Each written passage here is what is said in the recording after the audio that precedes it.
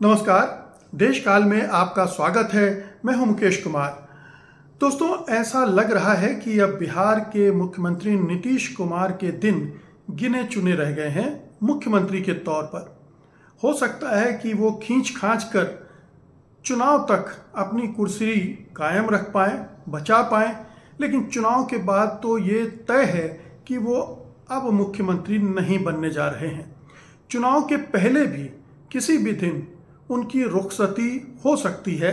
जिस तरह से उनका मानसिक स्वास्थ्य है, जिस तरह से वो हरकतें कर रहे हैं, जिस तरह से उनके बारे में खबरें आ रही हैं, तो ये तो तय है कि नीतीश कुमार की स्थिति अब बहुत ही विचित्र हो गई है और एनडीए ही उनको अब नहीं ढोना चाहता है।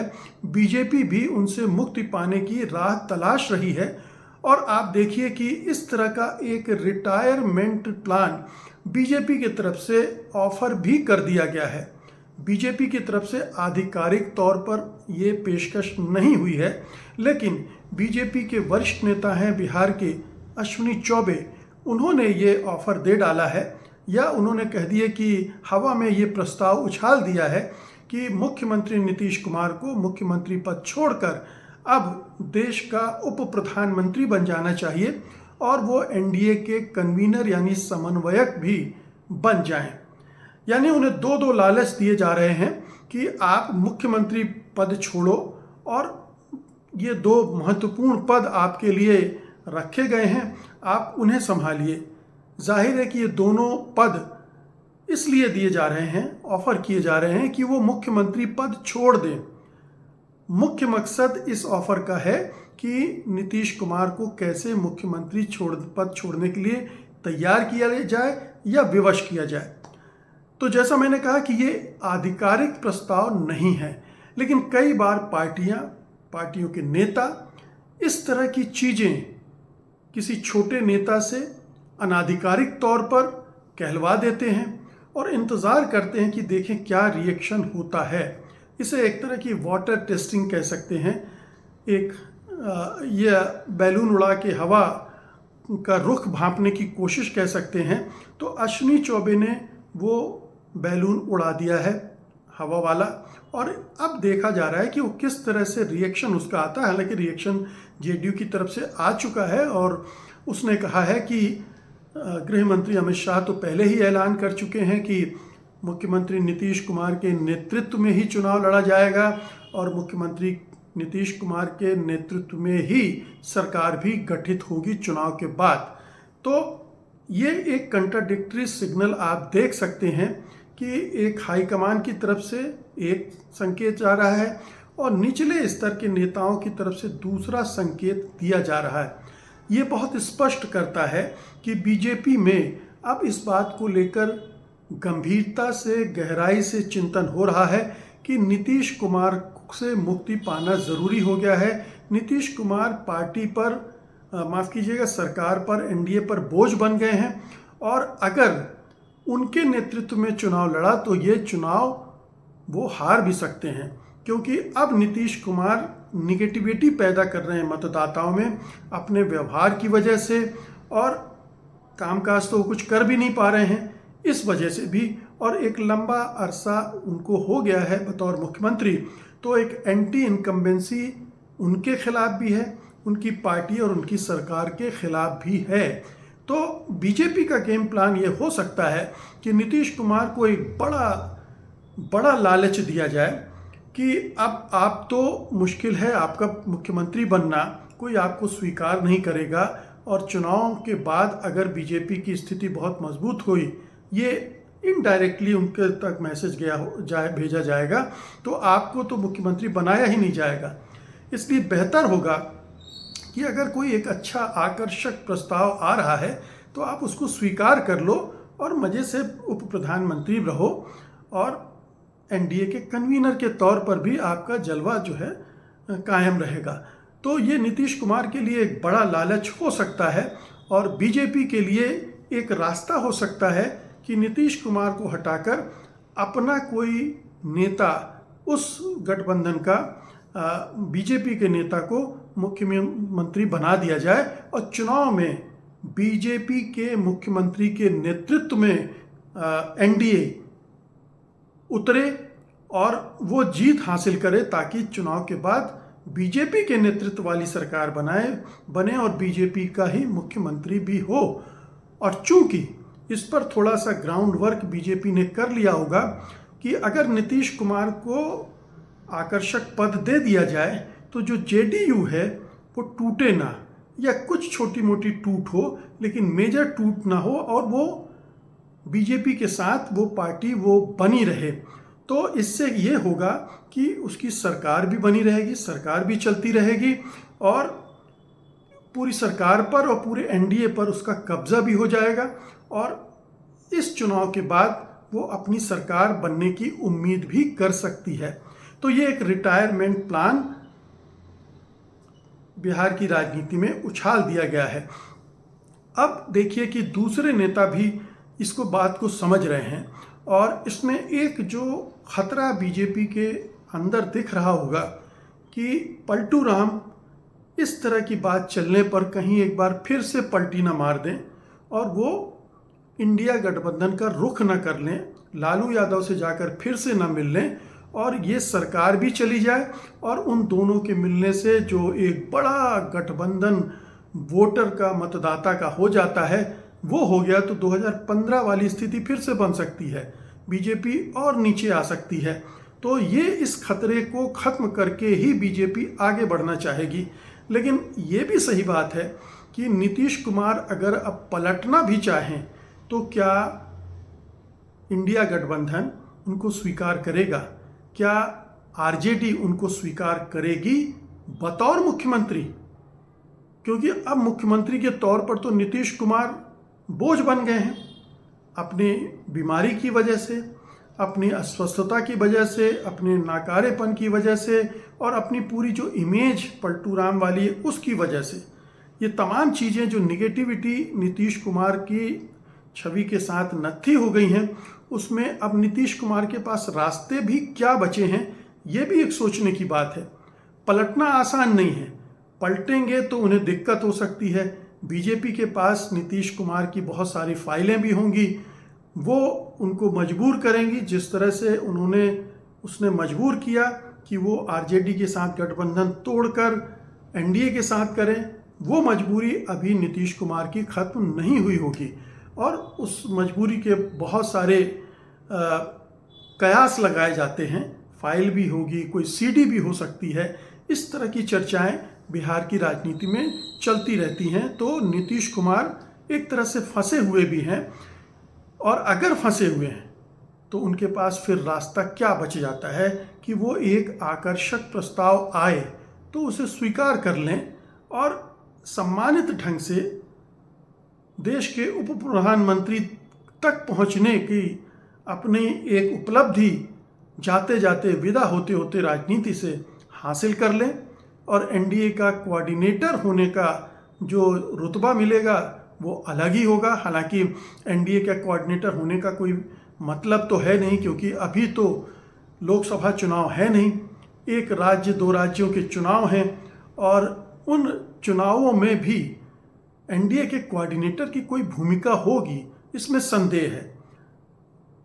ज़्यादातर तो यही होगा कि मोदी और शाह और बीजेपी का नेतृत्व और आरएसएस ये मिलकर गठबंधन को चलाएंगे, वही ड्राइविंग सीट पर बैठेंगे और वही तय करेंगे कि बिहार में क्या होना है, बंगाल में क्या होना है, उत्तर प्रदेश के चुनाव में क्या होना है, पंजाब, तमिलनाडु, केरल, जिन भी राज्यों के चुनाव अभी होने हैं उन राज्यों में नीतीश कुमार की कोई चलने वाली नहीं है। वो एक सजावटी कोऑर्डिनेटर होंगे, सजावटी उप प्रधानमंत्री होंगे, इसके अलावा उनकी कोई हैसियत नहीं रहेगी।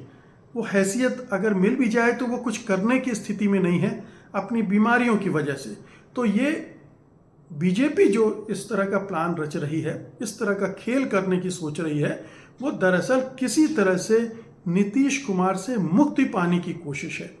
किसी तरह से नीतीश चले जाएं बगैर बिहार की सरकार को डिस्टर्ब किए हुए, बगैर बिहार के चुनाव में कोई नकारात्मक असर पैदा किए हुए एनडीए और बीजेपी के लिए। तो ये पूरी जो व्यू रचना है, ये जो पूरा खेल है, उसका मकसद ये है नीतीश कुमार से मुक्ति पाना, और नीतीश कुमार से मुक्ति पाना चाहता है और कोई उनको लेना भी नहीं चाहता है। तो आप ये भी सोचिए कि नीतीश कुमार के सामने विकल्प क्या है।